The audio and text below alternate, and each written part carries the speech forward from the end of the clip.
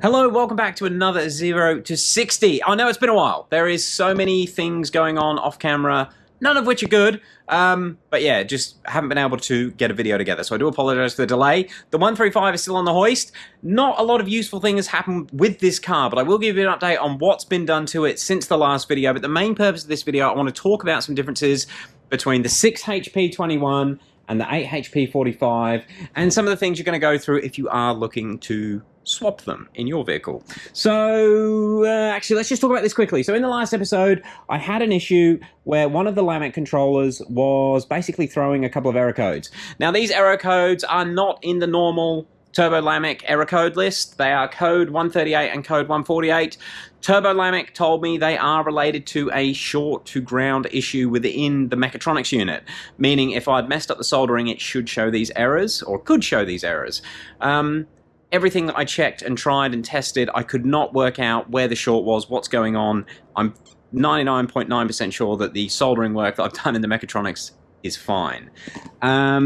And the plot thickened a bit because when I plugged in a different controller, it does not have the error.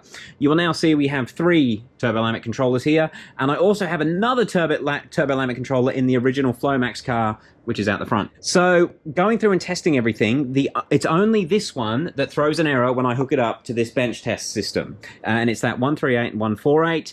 If I use any of the other 3, I get no errors on this system. Now the really weird part, if I put this one into the Flomax car, it doesn't error. So there's some strange things going on. I haven't been able to work out what's triggering it. Turbo Lamec have said send it back and they'll just sort it out. But I wanted to delve a little bit deeper and try and work it out. Turbo Lamec are aware that it doesn't error in the Flomax car, but they don't know what the hell's going on. So I haven't heard back from them since I gave them that update. We'll see how we go. Moving on with another little update. This gear shifter, forgot what it was called then, that I originally ordered. I ordered it and I was told it was from an F235, an F20235i. So an N55 car. It's not. It's actually from a E82 135 DCT. That's why I didn't pick up on it. Basically the N55 DCT cars don't have chrome. They have that shadow chrome silver trim. And apparently the E-Series DCT shifters are not matched to the TCUs yet. So luckily on eBay I managed to get a X1 E84 8 HP shifter. That is the same shifter that we have in the Flomax car. I've just got to give it a clean and it will be ready to go into the 135, which turned out to be quite a special, highly modified car that I don't think the owner was quite aware of. Anyway, so that's where I'm at with the TCUs. I still don't know why we're getting those funny error codes. I don't know if I don't even know if those error codes matter. Can I just run it in the Flomax car? I don't know, but I will update you when I find out exactly what's going on. But that's the situation. So, on to the differences between the 6HP21 and the 8HP45, because I know a few people are going to be interested in it, and there's a few things that are different that I wasn't expecting, and then there's a few things that are the same. So first of all, the length of the gearboxes. You can probably already tell just by looking at them, but they're the same length from the bell housing to the output shaft, output flange. They are the same length, and let me just I'll roughly measure that for you now. This is not accurate, but we can work off approximately, you guys might not even be able to see it, but it's about 670 millimeters. And we'll check this one, and yeah, 670 millimeters. Who would have thought? It's the same. So they are the same length from bell housing to output flange. You can see the mounting, the rear gearbox mount or the cross member, they are actually the same length as well. So these are going to actually mount straight up into the original chassis holes. This one here is the 8HP45. Now this box is apparently from an F30 335. So if you're looking at one of them and you get the cross member, it will bolt up to your E9X, E8X chassis car. So that's kind of good. Output flanges. So I had no idea. When I did the original 8HP swap video on this car where we're going to use the stock TCUs, a few people mentioned that I'm going to have to change the output flange. I did have to change the output flange on the 8HP 70 that went into the Flomax car, and it was just a matter of, pardon me, it was just a matter of unbolting the 6HP21 and it bolted straight into the 8HP. I thought I was going to have to do the same. Here we have the Guibo, or whatever it's called, from the 8HP45. Now, the one from the N54 is still up there. You might be able to see it in those lights. But the Guibo from the 8HP fits in perfectly. And then it's the same. I don't know if I line it up. It's the same. So the output flanges between the 6HP21 and the 8HP45 from an F30-335, they are the same. You don't need to change that. That is handy if you're doing sort of a conversion from scratch, going from a manual to an 8HP45, which is very doable. You can just use the original output shaft. You don't need to change anything. Something that caught me out in a big way, and one of the main reasons that the videos have been a bit, well, I think it's been 5 days between the video, is the transmission cooler. So, N54 cars, in fact all automatic E8X, E9X, they have these transmission cooler lines. They are a 10mm aluminium pipe or fitting with an O-ring that just pushes into the side of the box. The 8HP45s and the 8HP70s are different. So the Lamech kit, Lamech actually provides adapters, which is what we used on the Flomax car, and his adapter just goes from the 10mm hole to a, let me get this right, so an 8HP70 has a 17.5mm hole for the transcooler. So these little holes here, they're 17.5mm in diameter. That's got an O-ring in it. On the 8HP70, they are 10mm on a 6HP21, and they are 10mm on a, I think they're 10mm. Correct me if I'm wrong. They're 10mm on a N54 DCT. So you can actually, you don't need to change anything in the transcooler when you go auto to DCT, but if you're going auto to 8HP, you do need to change them. Now, as I said, the 8HP70 was a 17.5mm. These are the AN fittings that Lamech provide if you opt for an AN fitting adapter instead of the sleeves. The sleeve just fills the gap, and then you can use the factory aluminium line straight into the 8HP70, which is what we did. However, I kind of wanted to change to an aftermarket type cooler. Now, there are heaps of options for adapters that you can get in Europe, but they're quite expensive, and these little things from Lamech, I think, were like €40, so it was a cheaper option to get this and then just put an AN fitting on it. Unfortunately, Lamech has supplied adapters for an 8HP70, so this is actually a 16.8mm diameter between my fingers there, and because the 8HP45, this is where it gets tricky, these holes are 18mm in diameter, so they're half a mil bigger than an 8HP70, interestingly enough. Who knows why the smaller box has a bigger transmission cooler hole than the bigger box. Somebody did tell me the 8HP90s also have an 18mm hole, but just something to keep in mind. Now these, I mean, they're only half a mil smaller than what we needed them to be. I ended up fashioning an interesting arrangement of O-rings, and I actually got a pretty good seal in there using the Lamech bracket, and I was pretty happy with it until I put the AN fitting on. And let me just screw this up quickly. So I was left with this sort of arrangement here. Now, I'd basically bought an 8AN hose kit, so it come with 5 meters of hose and a load of fittings, and I planned to use them. The problem was, with the Lamech kit like that, the AN line sat out heaps, and there's just no room to run that between the gearbox and the trans tunnel. It's too long. Now, I'm sure you could get a tighter right angle bend or a special fitting that was designed to fit in there. Nothing available in Australia. I was in a bit of a pickle. Yeah, so there was no way of using the Lamech adapters. Now, I couldn't get any of the other billet options that are a nice direct bolt-on into Australia quick enough. You're looking at 2 to 3 weeks if everything goes to plan. So we had to fashion something up. Now, what I've ended up doing, these are Aeroflow adapters for a 6R80. So the Ford version of the 6HP26, so that generation of box, but in the big boy box, and the 6R80 has 18.8mm holes. So that meant I could take these to a local machine shop and we machined them down, and now they are made to fit in there. Now, I did have to modify the Lamech bracket that holds them, and I have got an extra O-ring in there just to keep it tight, but that is a really nice fitment. We've got a tight curve, and these actually go to an 8AN fitting hose. I was thinking, great, I'll be able to use all my 8AN fittings. However, the 8AN transcooler that I ordered about 2 months ago, I took the protective caps off, and it's actually a 10AN transcooler. So that meant that I didn't actually have any way of connecting it to the gearbox. Unfortunately, I could not get an 8AN a 10 a.m. to an 8 a.m. adapter. No one's got any in Queensland, so that was awesome. All I could get was 10 a.m. to 6 a.m. So we've changed everything up. We've now got 6 a.m. lines, 6 a.m. fittings. This is actually the equivalent of a old school 3/8 size hose. So it's going to flow enough for the transmission cooler.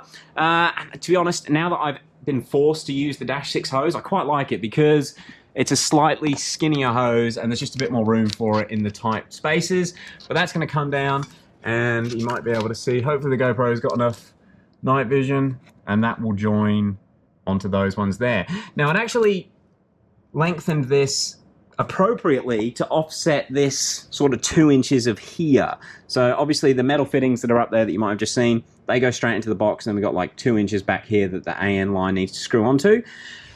This morning when I was comparing these two boxes, another difference that I've noticed, yes, they are the same distance from here to here, but they are not the same distance from here to the transcooler. So the transcooler on the 6HP21, and let me just measure it actually. I can see that it is, the GoPro might pick it up, but the wide angle lens distorts things. So if we go from the bell housing to the transcooler, we're about 270 mil to the middle of the transcooler fitting. And if we do it on this one, we are about 255 mil. Hopefully the GoPro is picking that up. So the transcooler is actually 15 millimeters further forwards on the 6HP21 versus the 8HP45. 15 mil, not going to make much of a difference, but just something to keep in mind. Now, I don't know if anybody else is going to remember this, but when I was fitting the alloy lines to the Flomax car, it was really hard to get the lines to reach into the gearbox. Now, the gearbox in the Flomax car is an 8HP70, but with the 15 mil space plate that we used in the 8HP70, and if these are also 15 mil further back or positioned the same distance from here to the bell housing, that might be why I was really struggling to get those lines, because I would have had to have stretched them about 25 mil, basically move this part about 25 mil further back to get it in. That would explain why it was such a stretch. Anyway, we got there in the end. But something to note, transcooler lines are further forwards on the 6HP21, further backwards on the 8HP45. That also goes for the balancing points for the, I assume it's what they use when they move them around the factories, but these are also a little bit further back there and there. So the mass of the gearbox must be a little bit further back on the 8HP45. But physically, I'll tell you what, looking over the top of them, 8HP45, 6HP21, the 6HP21 looks like a bigger box. Looks like there's more stuff in there. But there was a big deal about all the packaging and how efficiently they put together the 8HPs. They have a different type of oil pump system. Also, the way the drums are overlapping on each other. It's worth having a look on the inside of an 8HP. They are a pretty special box. But let's just hope that these aren't not as, well, let's hope they're at least as strong as the 6HP21s. So, looking at them from the bell housing side. Sorry about the light flicker. I hope it's okay. But they're actually all going to line up. So obviously this one is designed for a BMW N54. This one is for a BMW N55. And yeah, the bell housing, the bolts that line up onto the engine are the same. The only thing that is different is we have a bridge across this section on the 8HP45 where it dips down on the 6HP21. I can't think of that causing any issues. No, I was just thinking about the starter motor. That's all going to be the same.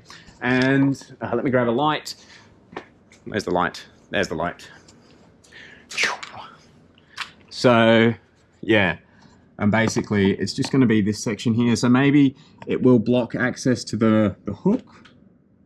Yeah, it's going to block access to the hook. So that's what you're going to lose. When you mount up an 8HP45 to this, it's going to cover over that section of the hook because it's basically a straight line across there. Huh. Actually, it's a straight line from the peak of the starter. Huh. Yeah. So from this peak here, I don't even know if you can see it. Can we get the line up there? Yeah, from that peak there across to this peak here is straight. It's probably going to be fine. I'm talking about this section here. Yeah, I think it's going to be fine. Aside from that, all of the bolt holes are in the same spot. All of the sort of recesses, this little recess here for the locators, which are these little things, they're all in the same spot. So it's going to bolt up absolutely fine. The only difference is that section at the top. But thought you guys might like to know that. Yeah, I mean, physically, the 8HP45 appears to be a more compact box. Yeah, all right. So that is basically what I've learned over the last 5 days. Transmission coolers are different. That was the main thing. Yeah. Transmission coolers are different to an 8HP70. I have ended up, so this car has, it's over there, it's an aftermarket 1M bumper, and it's also got this Dynon cold air intake extra pod filter that goes here. Now, anyone that's done an N54 aftermarket transmission cooler, this is where you put the transmission cooler. There's heaps of space and it fits between the brake duct and here, and we've got a pod filter. I don't like it, I'm going to be honest. I've told David I don't like it, but he wants his flashy carbon fiber engine bay. However, one benefit of the 1M copy China replica bar is none of the ducting actually lines up with anything on that bumper bar. So the factory ducting isn't doing much. In fact, that sort of sits behind the bridge between the main grille and the fog light grille. However, what we do end up doing, this cooler will actually sit just behind the fog light grille, and I have got some photos of it when it's actually mounted up behind the bumper bar. But with it in that location, it is strong, it's not going anywhere, and we've even got adequate clearance for the air to escape out the back of it, and it clears the bumper bar. So we have got the transmission cooler is going to be right at the front. It's a weird location, but it works on this car because of that bumper bar. If it wasn't for this, I would be putting it up the back where it would normally go. But I'm kind of keen to see how it works here. I've still got to do a final clean out of the AN lines before they get bolted up for the last time. But that is what we're doing with the transmission cooler final setup. One thing I will say, if you are doing one of these conversions, I don't like the factory transmission cooler. It's definitely worth going to the effort of adding some AN lines and a completely separate cooler. A lot of guys just clip into, you can't see. Sorry about the poor lighting. A lot of guys just clip into the factory trans cooler lines here. Those two, and then they run, they connect over to the cooler that way. But those factory lines, they run under the engine. It's those zigzags here, and then comes over and comes out here. And you've actually got to drop the subframe to get them out. So it's a bit of a pain in the ass. Just keep that in mind. You will need to drop the subframe or cut them. I'm just going to cut them and get them out in 2 pieces. They don't need to be reused, and I think the AN lines is just going to be a nicer solution. What else do I need to tell you guys? The shifter, yes. The Lamech wiring harness comes with like a female 6HP21 plug connector. Now this is a nice 3D printed part, and it's all waterproofed and basically designed to go on the outside of the car. As far as I can tell, that's what it looks like from every bit of information that I've gotten. Now, when I installed this on the Flomax car, I mounted this at the back of the transmission, and it sits about here. Actually, no, it sits across the top here on the Flomax car, but it is out in the weather, and I was thinking about it. Does it need to be there? It doesn't. So what I'm going to do on this car, I've actually got the original factory 6HP21 connector right here, and I'll just angle it over that little line, and I've got the original shifter out, and this here is where the original shifter cable goes for the 6HP21. Now it's a reasonable size hole. Now what I ended up doing when I did the last install, I cut that hole, well basically I opened it right up so I could get that big waterproof connector through. If you take the outer housing of the 6HP21 plug, it fits through the hole. It fits through the hole with a fair bit of space. So my plan is, with this setup, I'm going to mount this harness on the inside of the car. I'm going to mount this on the inside of the car, and then all we're going to have to do is poke this wire here. That one's the one that's going to have to go down to the transmission. And we'll still be able to keep the TCU nice and dry in the glove box. Right, what else do we need to do? That's it. But I do need to give you an update. So this car, when Dave booked it in, he booked it in for the 8HP swap. Yeah, he booked it in. He booked it in. I'm basically a mechanic. Booked it in for the 8HP swap. We had to do a brake line upgrade. So he's had a few parts sitting for this car. It now has full braided brake lines. So not just the ones on the outer calipers. It's got the inner ones here on all 4 corners. That's quite a nice kit. I cannot remember what brand it is, but it is really nice. David will probably mention in the comments. In fact, make a comment if you want to know what brand the kit is. It was a good kit, but I didn't buy it. I had nothing to do with it. I just fitted it. He also managed to get onto some CMP Auto Engineering. Now, this is a local guy on the Gold Coast that makes these. They're solid subframe bushes for E9X, E8X. Really nice, solid bit of unit. Bit of aluminium, I should say. And very well designed, engineered. I was looking forward to fitting them, and we've also got some new diff bushes. And basically, I started removing the subframe on this. I had it in my head I had to do it for the brake lines anyway. And when I got the caps off, I didn't actually notice. You can see here, that one's a little bit blue. It's got pretty damn new full poly bushes in the subframe. They're the Super Pro ones. They're quite expensive. It's also got polyurethane diff bushes. They're all in really good condition. David was worried that there was some play in the rear end. I don't know where it's coming from, because you can swing off this tail shaft, and you should not do this, but nothing moves in the rear end, and that's a fair bit of leverage. Yeah, so I haven't had to do any of the bushes, even though I did half the job just to check that they were there. And I think considering it's full poly bushes, let's leave the aluminium ones out, because they're going to be harsh. And what his plan was to go alloy subframe bushes, then rubber diff bushes to sort of remove a bit of the NVH, or the noise from the diff. But yeah, with full poly, it's going to be fine. And I have driven this car a fair bit, and I thought, God, it feels really tight. But I just thought it was his cheap coilovers. But no, it's a stiff chassis, because everything's been done. If anyone knows what brand of coilovers they are, please let me know. They say Silvers. I've never heard of it. Are they good? Are they bad? Curious. I assumed they were bad, but maybe they're good ones. And also, it's got poly bushes in the sway bars. It has got a full M3 control arm front end on it. It's got a fair bit of goodies on it. But yeah, I have been doing other things in the background, and yeah, haven't had anything useful to tell you. But now we've got gearbox information. So what I'm going to do this afternoon, the plan is to basically get the shifter mounted, get the wiring mounted, and get the box in. And then we can drive it tomorrow. Sounds easy, doesn't it? Oh, I do need fluid. I haven't got transmission fluid. I will have to go and get some of that. Anyway, let's end it off there. That's an update. There's just a ton of stuff going on with us moving, and basically we've decided we have to sell one of the other businesses because we just can't afford to relocate everything and pay the bills. Which sucks, but it is what it is. 0 to 60 will live on though, I promise. All right, guys. You might see me tomorrow. If things go well, which they never do, I'll have another video tomorrow. All right, thank you for watching. Sorry for the lack of videos. We'll get there.